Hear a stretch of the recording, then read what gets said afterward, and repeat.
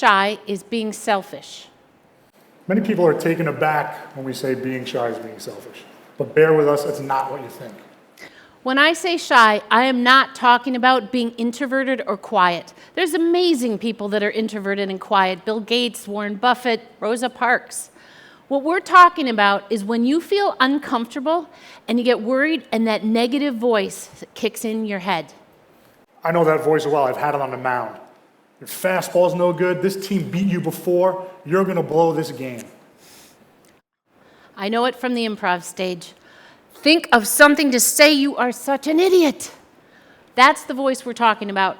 You're worried that you're going to get humiliated and judged, and then guess what? You lose your confidence. So why is that voice selfish?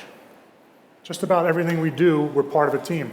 Family, friends, work, school, in the boardroom. Other people are involved. So if we're humiliated, then we tend to shut down and we perform badly. And that puts a responsibility on everybody else. In some social situations, I was guilty of that. If I was uncomfortable, I would hang back. And what didn't occur to me was that I was putting the responsibility of me having fun on everybody else. That changed when I took classes at IO, formerly Improv Olympic. One of my teachers was the amazing Susan Messing. She's this petite brunette who packs a powerful punch. And she said to us, if you're not having fun on stage, your audience is not going to have fun, and then you're the jerk. Okay. And she said, the reason that you're not having fun on stage is because you're worried about looking stupid. She said, so many of us in life, we stop ourselves because we are worried about looking stupid. So now, when I'm feeling uncomfortable and I'm not having fun, I think, okay, I'm being the jerk. It's time for me to have some fun.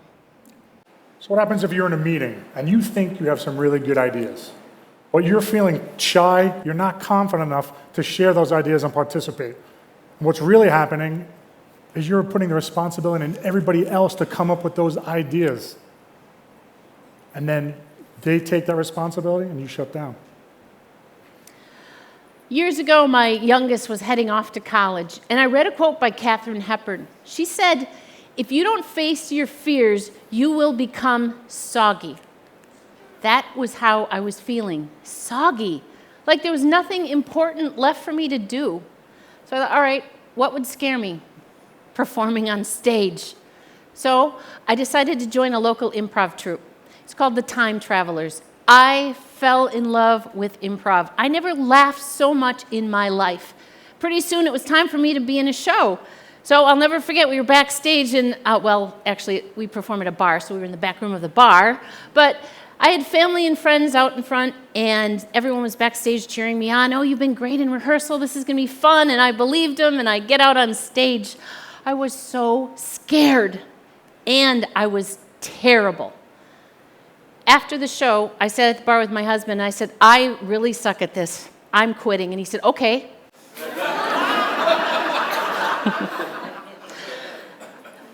I thought, no, I love improv. This is too much fun. I started classes at Second City. It was me and mostly 20-something-year-olds, of course, headed for Saturday Night Live, hopefully. Well, on this particular class, the teacher paired me up with a young man I'll call Brad. Brad looked so much like my son. Both of them, actually. About 6 feet tall, button-up shirt, the jeans, the leather shoes. I had such a soft spot in my heart for Brad. So the teacher said to us, all right, your suggestion for a scene is, before I get there, we do scenes in improv. And in a scene, basically we get a suggestion from the audience or from our teacher, and we make things up on the spot in front of the audience. So the teacher said, your suggestion today for your scene is newlyweds. I looked at Brad, and he was as horrified as I was. I saw the door in the back, and I thought, I could just run out that door right now. I'd never see these people again. I can't do this. And then I realized it.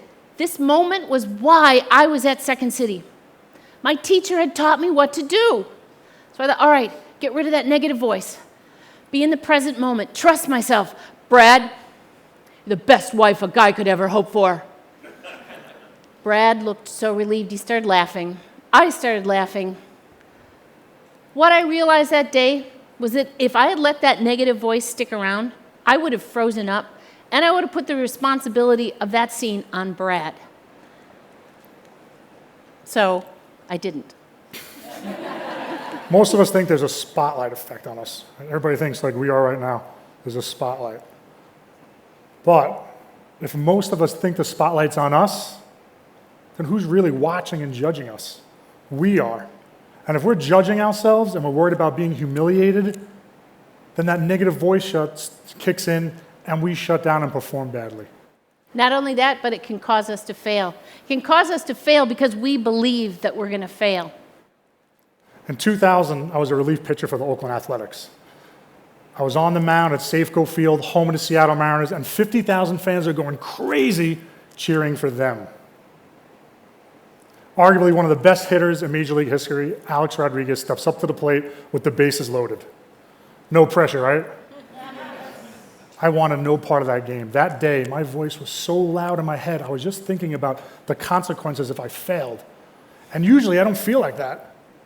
Usually I'm on that mound, I'm like Superman. I'm like, fastball's got speed, the screwball's breaking, I got this. Not that day in Seattle. As soon as I woke up that day, that negative voice started talking to me. Fastball's no good. The Mariners are a great hitting team. They're going to beat you, and you're not going to the playoffs. We only had 11 games left in the season, and we were 2 games behind those Seattle Mariners for the final spot in the American League playoffs. Take you back now to the 7th inning of that game. I'm sitting down in the bullpen. We're winning the game. Our best pitcher, Tim Hudson's, on the mound, and I'm thinking, all right, go, Tim, finish this game, because I didn't want to be out there. As soon as I think that, the phone rings. My manager, Art Howe, calls down and says, Jim, get up and start throwing. Find the ball. I'm like, oh, God, here we go. Start throwing, but really with no purpose, because that voice in my head is so loud it's distracting me. And then 6 feet from me, there's a chain link fence, and it runs from me all the way to the catcher. And all the Mariner fans start coming over, and they're yelling at me. They're shaking that fence. Mecir, you suck. A-Rod's going to rip you. My sister throws harder than you. And there was a couple disparaging remarks about my mother. I continue to throw, get about 3 more pitches in. The crowd goes crazy. I look back to the field. First 2 Mariners reach base. My manager goes out to the mound. I'm going in the game. Usually I'm excited. I got a lot of adrenaline. I want to get out to that mound. On this day, I felt like I was jogging to my own funeral. I get about halfway out, and I think, oh my God, I have to face Ricky Henderson, Mike Cameron, Alex Rodriguez, and Edgar Martinez. 3 of those players are trying to get in the Hall of Fame or are already in. Get out to that mound, throw my warm-up pitches. Ricky Henderson gets in the box, and I proceed to pitch to him with fear. I throw him 3 bad pitches, but I get lucky. He gets himself out. He hits a ground ball to third. We throw him out at first. The runners advance to second and third. I should be ecstatic. The best base runner in the history of the game is out. No one scored. But I'm not, because I know I pitched like crap. And if I continue to do so, I'm going to lose this game. Mike Cameron steps up to the plate. Go to get my sign. All right, Mike's a good hitter, but you got A-Rod and Edgar next. You better get him out. Don't walk him. You better not walk him. So what do you think happened? You walked him. Of course I did. Of course you did. Talked myself right into that one. And now here comes A-Rod with the bases loaded. Get back on that mound, just about to get my sign, and something changes. A new voice comes up from outside. What are you doing? Take that ball you've thrown for 25 years, throw it through the glove. You're beating yourself. You're being a baby. I get back on that mound. That negative voice is gone. That angry voice destroyed it. And what's left is total focus. And I'm going to pitch to A-Rod with conviction. And with a 2-ball, 2-strike count, I get on that mound, think I'm going to throw my screwball. Take a deep breath, and I fire that ball. And as soon as I throw it, I know it's great. I look at A-Rod, his butt goes out, he flails at the ball, strike 3, yes! Yes! Give me some. Woo! Got him!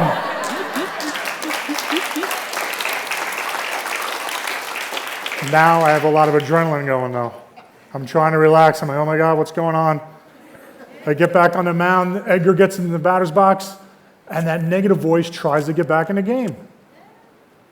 You've gotten Edgar out plenty of times. He's also ripped you a couple times, too. But what happened right there is I recognized it. Consciously, I knew that negative voice was there. So I just had a little discussion with myself. You can't control Edgar. You can only control what you do. So I'm thinking, what are the two things I have to do? All I have to do is figure out what pitch I want to throw and throw that pitch through the strike zone with confidence and conviction. Now, Edgar, being in the pain in the ass that he is, battled me to a 3-ball, 2-strike count, 2 outs, bases are loaded, and 50,000 fans are going, Edgar, Edgar, Edgar. Get back on that mound. I shut down that negative voice and I shut down that crowd voice. Think, I'm going to throw a screwball. Take a deep breath and fire it. Now, when I first throw it, it looks too high. I'm not too sure. I look at Edgar. He doesn't look too confident. The last second, he thinks it's a strike and he swings and the ball's in the glove. Strike 3! And now 50,000 fans are dead silent.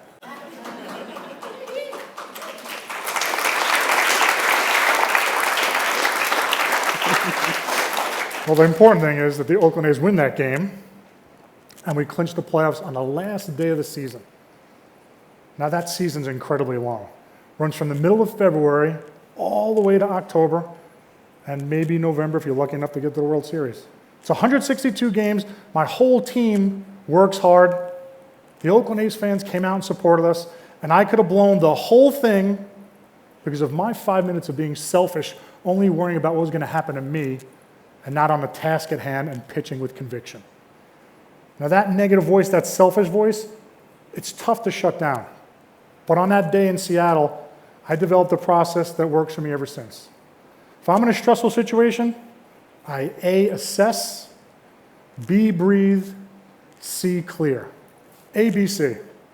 So A, assess. Assess your emotions and recognize that negative voice. You can't stop that negative voice from showing up, but like I did in that newlywed scene, you can recognize it. And then B, breathe. Simple. Deep breaths to relax your mind and body. Taking deep breaths literally causes a relaxation response in your body. Not only that, but it puts you more in the present moment, away from that negative voice. And C, clear. Clear your mind of that voice and focus only on the task at hand. Just like he did on the mound and I did on the stage. Trust yourself. Trust and let your natural abilities come through. That negative voice is going to show up again and again. Every day you have to practice recognizing it, shutting it down, and believing in yourself. Here at TEDxIIT today, we've been talking about unexpected ideas. Do something unexpected for yourself. Next time you're feeling nervous, jump in the game and have some fun. Control that voice and be your team's MVP. Thank you.